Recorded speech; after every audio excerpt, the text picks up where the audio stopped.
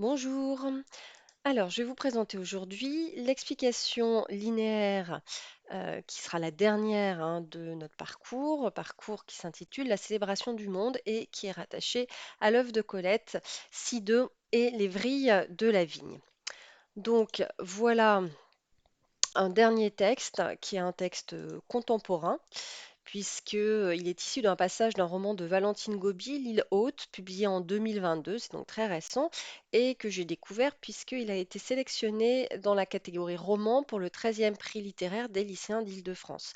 Donc dans ce roman, le narrateur extérieur retrace les découvertes, les émerveillements d'un jeune juif de 10 ans, Vladim, qui a trouvé refuge loin de Paris, de l'occupation allemande, dans une famille vivant à Valorcine, dans les Alpes, à la frontière suisse. Donc on est pendant l'occupation allemande en 1943, si je ne me trompe pas. Il a dû pour ce faire changer de nom et se faire appeler Vincent. Et dans ce passage que je vais vous lire, il essaie de répondre à une lettre de sa mère, Sophie, mais il a du mal à trouver les mots pour décrire la splendeur des paysages de montagne. Donc, lecture. Sophie pose d'autres questions, seulement elles sont impossibles. Elle demande si les montagnes sont hautes, si c'est beau. Comment il peut répondre à ça? Comment décrire la montagne, dire cette énormité, cette étrangeté radicale? Les premiers peintres des Alpes ont distordu le réel, exagéré les volumes et creusé les reliefs pour rendre compte du choc que leur avait causé la montagne. Ainsi les fantastiques tableaux de Caspar Wolff. À Turner, qui n'avait jamais quitté l'Angleterre et qui venait du Fog, il a fallu une débauche de lumière et de contraste pour traduire son éblouissement. La langue aussi se dérobe devant pareil spectacle. Saussure, Victor Hugo, toute une cohorte d'écrivains s'est épuisée en métaphores, allégories, procédés lyriques et descriptions sans fin pour tenter de restituer leurs premières impressions. Vincent suce son crayon. Il faudrait des mots transparents, gelés, directement extraits de la montagne, des mots qui n'ont jamais servi, ou bien il faudrait être Martin l'aveugle pour décrire la montagne à qui ne l'a jamais vue. Il a une idée. Il trace la silhouette de l'île haute, pareil à un électrocardiogramme, et puis il sort face au soleil, appuie fort ses poings sur ses yeux, les rouvre brusquement. Il regarde danser contre la montagne les taches rouges et jaunes de son éblouissement. Il les reproduit sur le papier. Voilà, c'est sa réponse. La déchiffre qui peut. Ici, il n'a pas de paupières. Quelquefois, il va voir Martin et lui demande une liste de mots. Des mots de ce qu'il y a sous la neige quand elle fond. Une liste pour la forêt, une liste pour la vallée, une liste pour la montagne. Martin dit rhododendron, épilobe, aiguille, pissenlit, adénostyle, ou pauvote, cerisier, écureuil, sphaigne, ou plateau, pierre à bovie, gentiane, épervier. Des mots qui n'ont pas de sens pour Vincent, comme rouge n'a pas de sens pour Martin. Pur son, il les écoute. Il écrit les mots en bas d'une feuille, il entend les couleurs vibrer dans les phonèmes, éclater dans sa tête. Il se concentre sur les mots, il dicte sa palette et il déshabille la montagne. Il dessine des oiseaux imaginaires qui portent des noms de fleurs, des fleurs imaginaires qui portent des noms d'arbres, des arbres imaginaires qui portent des noms d'oiseaux. Voilà, donc on revient à mon explication linéaire. Je vous rappelle qu'une fois qu'on a lu et éventuellement on va être interrompu si le texte est un peu long, on essaie de donner le mouvement, c'est-à-dire le plan du texte, voir qu'on a compris comment le narrateur, l'autrice avait organisé le récit, et ensuite on propose une problématique. C'est toujours mieux de le faire, même si ça n'est pas obligatoire. Donc après avoir exprimé l'insuffisance des mots pour décrire le réel, Vincent trouve une solution pour décrire la montagne à sa mère à travers le dessin. Et on voit ensuite dans le troisième paragraphe que on décrit les expériences de Vincent qui explore des listes de mots inconnus avec son ami Martin, un homme aveugle. Et donc ce parallèle entre lui et Martin est particulièrement important. Donc ma problématique sera comment le narrateur, à travers les difficultés de Vincent à utiliser et comprendre des mots qui désignent le réel, nous montre-t-il à la fois les limites et le pouvoir créateur des mots. Donc, le récit commence avec cette allusion à la lettre de sa mère, où elle pose d'autres questions, seulement elles sont impossibles. Elles sont impossibles puisqu'on ne peut pas y répondre. Donc, on a un récit au présent de narration, avec des phrases non verbales, si c'est beau, comment décrire la montagne, dire cette énormité, hein, donc des phrases avec un verbe à l'infinitif en tout cas, sans verbe conjugué. Le langage est relativement simple, presque familier. Comment il peut répondre à ça? Vous voyez que la tournure est grammaticalement plus ou moins correcte. Et tout cela permet de mimer la pensée, les réflexions intérieures d'un enfant. On est donc en point de vue interne. Il n'y a pas de guillemets, mais en réalité, c'est bien ce qui se passe dans sa tête. Donc, on a une sorte de discours indirect libre qui donne un accès direct aux pensées et permet de développer la réflexion en point de vue interne, du point de vue de Vincent. Et tout cela pour montrer l'impossibilité de répondre à des questions en apparence banales, hein. Elle demande si les montagnes sont hautes, si c'est beau. Donc vous voyez que vous avez des interrogatives indirectes, ça peut être intéressant pour la grammaire en deuxième partie. Cette impossibilité se traduit par la répétition de l'adverbe interrogatif comment et le champ lexical de l'extraordinaire avec les mots énormité, étrangeté, radicale, ainsi que le démonstratif 7 hein, qui enfin pour avoir quand on a un démonstratif, ça veut dire qu'on a normalement l'objet devant les yeux, ce qui est le cas de Vincent, mais qui n'est pas le cas de Sophie. Donc comment retranscrire ce qu'on a devant les yeux pour quelqu'un qui ne l'a jamais vu. La partie suivante est une sorte de digression. Cette fois, on est en point de vue omniscient et le narrateur omniscient fait un parallèle avec des peintres qui ont eux aussi tenté de décrire la montagne. Ce n'est donc plus le point de vue du petit garçon, mais le narrateur omniscient et lettré, évidemment, qui a une certaine culture. On peut penser que ça n'est pas celle de Vincent qui choisit deux exemples de peintres hein, qui ont peint des paysages de montagne, Caspar Wolff et Turner. Je vous conseille d'aller chercher un petit peu des tableaux pour que ça vous donne une idée de ce à quoi il est fait référence. Et donc, ce qui est dit ici, c'est que la seule possibilité de retranscrire le choc, hein, on a le mot choc, on a le mot éblouissement, face à cette montagne absolument extraordinaire, c'est de déformer le réel, et on le voit avec ce champ lexical, distordu, exagéré, débauche, avec cette accentuation des contrastes qui est exprimée ici, creuser les reliefs, exagérer les volumes, débauche de contraste.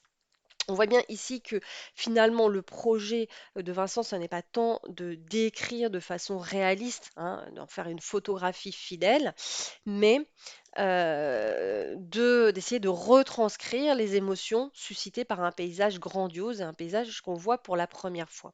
C'est le cas par exemple de Turner, hein, qui n'avait jamais quitté l'Angleterre, qui venait du fog. Le fog, c'est le brouillard londonien. Donc évidemment que la montagne, avec sa lumière très particulière, est un contraste absolument éblouissant.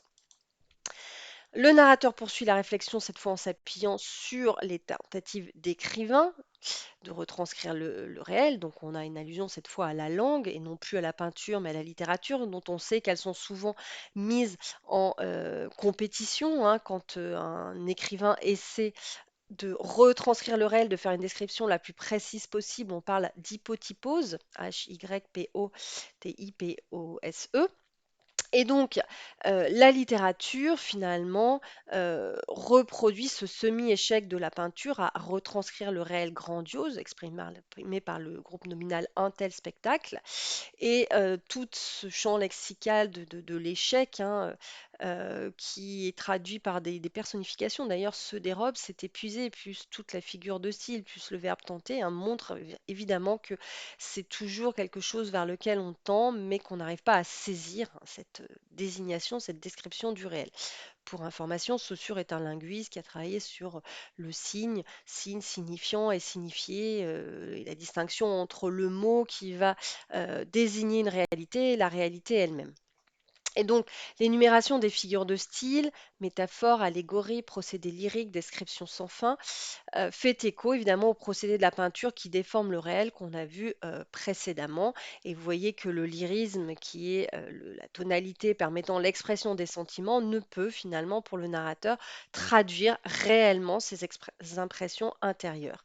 Pourtant, ce qui est paradoxal ici, c'est que finalement, c'est ce que tente de faire l'autrice dans le roman, hein, dire l'indicible et dire, c'est de retranscrire ce que Vincent peut ressentir à la vue d'un paysage grandiose qu'il voit pour la première fois. Donc, reprise du récit en point de vue interne, avec les difficultés de Vincent à répondre aux questions de sa mère. On a un retour du discours indirect libre. Il faudrait des mots transparents, des mots qui n'ont jamais servi. Tout ça, évidemment, ce sont les paroles de Vincent qui sont retranscrites. Et finalement, la difficulté ici est un peu précisée, puisque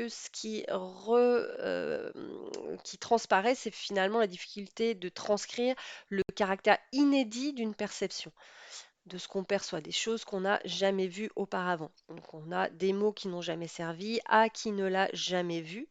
Ce qui est intéressant aussi, c'est de voir que Vincent, on peut imaginer quand même qu'on est en point de vue interne ici, que ce sont ses propres mots, utilise aussi des métaphores poétiques pour décrire ces mots qui, quelque part, n'existent pas, avec les adjectifs transparents, gelés, directement extrait de la montagne, comme s'il cherchait à trouver une correspondance parfaite entre le mot et la réalité qu'il désigne. Et donc finalement, la solution de Vincent, c'est quand même plutôt de se placer du côté de la peinture et non de la littérature, puisqu'il va répondre à l'aide d'un dessin. Et donc tout ça est traduit par une énumération de verbes d'action au présent de narration pour raconter cette solution, hein. On voit que là encore, on a toujours, là je pense qu'on est plutôt du point de vue du narrateur omniscient, la silhouette pareil à un électrocardiogramme. Je ne suis pas sûre que Vincent sache ce qu'est un électrocardiogramme. Mais en tout cas, ce qui est intéressant ici, c'est de voir que la métaphore est poétique et elle permet finalement au narrateur d'essayer de donner une indication au lecteur pour se représenter le dessin. Ensuite, ce qui est utilisé, donc après la silhouette, c'est la couleur. Et là encore, c'est une expérience particulière qu'il va essayer de produire pour trouver, pour avoir accès à finalement une perception un petit peu neuve, hein. Il se frotte les yeux pour provoquer un éblouissement forcé. Et là encore, ce qu'il perçoit est retranscrit à l'aide de métaphores. Il regarde danser la montagne. Ici, il n'a pas de paupières. Hum, Formulation un peu énigmatique, je dois dire. Et la phrase «la déchiffre qui peut» est intéressante puisque finalement cela montre que le créateur, qu'il soit un peintre ou un auteur, ne fait qu'une partie du travail. Et finalement, c'est au lecteur et au spectateur de la toile, hein, on soit devant un livre ou une peinture, qui doit faire sa part du travail pour accéder, pour recomposer, le signifier. Et peut-être que d'ailleurs, ce ne sera pas la même chose que ce que l'auteur, le peintre ou l'écrivain a voulu retranscrire. Donc, on a ensuite un dernier paragraphe dans ce texte qui va poursuivre sur d'autres expériences qui ont un sens un petit peu différent, mais qui concernent toujours cette histoire de rapport au mot, hein. Donc, on voit qu'on a un changement avec l'adverbe quelquefois qui va nous permettre d'accéder à d'autres moments de la vie de Vincent concernant l'expérience du langage et dans lequel il dialogue avec Martin. Martin, c'est pas neutre, c'est un aveugle, donc qui fait lui-même l'expérience de nommer sans avoir accès au sens de la vue. Donc il y a une similitude finalement entre Martin qui énumère des listes de mots évoquant la faune et la flore, hein. Vous avez rhododendron, épilobe, égie, pissenlit, adénostyle, etc. Et Vincent qui ne connaît pas ces mots parce qu'il ne les a pas encore vus, c'est son premier hiver à la montagne, il ne sait pas ce qui va arriver au printemps, quelle va être la végétation qu'il va voir au printemps, puisqu'il n'a jamais quitté Paris, il a toujours vécu à Paris, il ne connaît pas la montagne. Ce qui est intéressant de voir ici, c'est que ces listes produites par Martin et euh, Martin qui lit beaucoup, hein, et qui a donc appris ces listes par cœur, qui a écouté aussi les gens autour de lui. Donc ces listes qui sont données à Vincent pour désigner la faune et la flore sont organisées selon le milieu, forêt, vallée, montagne. Et on voit bien qu'il y a une fonction d'organisation du langage qui finalement découpe le paysage en différentes parties, hein. C'est ça un peu le langage, c'est découper dans le réel, dans la totalité du réel, des parties qu'on va pouvoir nommer. Et on clôt avec la perception très particulière de Vincent face aux mots inconnus, et pas que inconnus d'ailleurs, hein, tout au long du texte, le personnage parle de sa façon d'associer des couleurs aux mots, ce qu'on appelle les synesthésies, les correspondances, on en a déjà parlé. Donc on poursuit le parallèle entre Vincent et l'aveugle, hein, puisque tous deux ne connaissent pas les objets désignés par les mots, ils ne les ont jamais vus. Hein, comme rouge n'a pas de sens pour Martin, vous voyez la comparaison qui permet d'établir le parallèle. Et donc ces mots sont de purs sons. Ils ne renvoient pas à une réalité concrète, à une image mentale. Ça n'est que du son. Et il y a un phénomène de synesthésie qui se produit, c'est-à-dire que les sons vont être associés par Vincent à des couleurs. Il entend les couleurs vibrer dans les phonèmes. Donc vous voyez que vous avez entend et vibrer qui se réfèrent au sens de l'ouïe, tandis que couleur se réfère à la vue. Donc on a bien une synesthésie. Donc d'une certaine manière, ce qui est intéressant dans ce passage, c'est que Vincent fait l'expérience de la poésie pure. Les mots deviennent un matériel sonore comme la peinture dans l'art de la peinture. Hein, ça devient du matériel qui a sa propre autonomie puisque ici, il n'y a plus de lien entre le signifié, c'est-à-dire la réalité, et le signifiant, le mot. Et du coup, Vincent peut utiliser ces mots de façon créatrice et inventer des êtres imaginaires. Hein. Il dessine des oiseaux imaginaires qui portent des noms de fleurs, des fleurs imaginaires qui portent des noms d'arbres, des arbres imaginaires qui portent des noms d'oiseaux. Si ça vous intéresse, la figure de style ici, c'est la concaténation, puisque on reprend en début de phrase le dernier mot de la phrase précédente. Les noms de fleurs, des fleurs imaginaires, des noms d'arbres, des arbres imaginaires. Et donc, ce qui nous intéresse ici, en tout cas, c'est que les mots ne servent plus à décrire le réel, on n'est plus dans la même difficulté que le passage précédent, trouver les bons mots pour décrire le réel, mais au contraire, finalement, ces mots sont un matériau, comme en peinture, pour réinventer le réel, inventer de nouvelles créatures. Donc en conclusion, à travers le récit de la difficulté de Vincent à transmettre son expérience de la montagne à sa mère, hein, à travers une lettre, le narrateur évoque les limites du langage à désigner non seulement le réel, mais surtout les émotions qui sont produites par l'exposition à ce paysage, à un paysage grandiose, à un paysage inconnu. A contrario, dans le dernier paragraphe, le narrateur évoque à travers les expériences poétiques de Vincent la liberté créatrice, hein, qui procure le fait de découvrir des mots que procure le fait de découvrir des mots inconnus, nouveaux, ne se rattachant à aucune expérience connue. On peut donc ici, ce qui est intéressant, c'est qu'il y a un parallèle, hein, entre ce que fait Vincent et puis le travail de l'autrice. On a une sorte de mise en abîme du travail de création littéraire et poétique de l'autrice qui cherche à retranscrire, en dépit des limites du langage, les expériences de première fois qui suscitent l'émerveillement et la surprise, hein, et donc tout ça à travers ces expériences de première fois de Vincent. Mais c'est vraiment finalement ce travail de recherche de Vincent est aussi le travail de recherche de l'autrice. Voilà, j'espère que ce texte vous aura plu. Je trouve que c'est un très beau texte et que l'explication linéaire vous aidera pour l'oral du bac.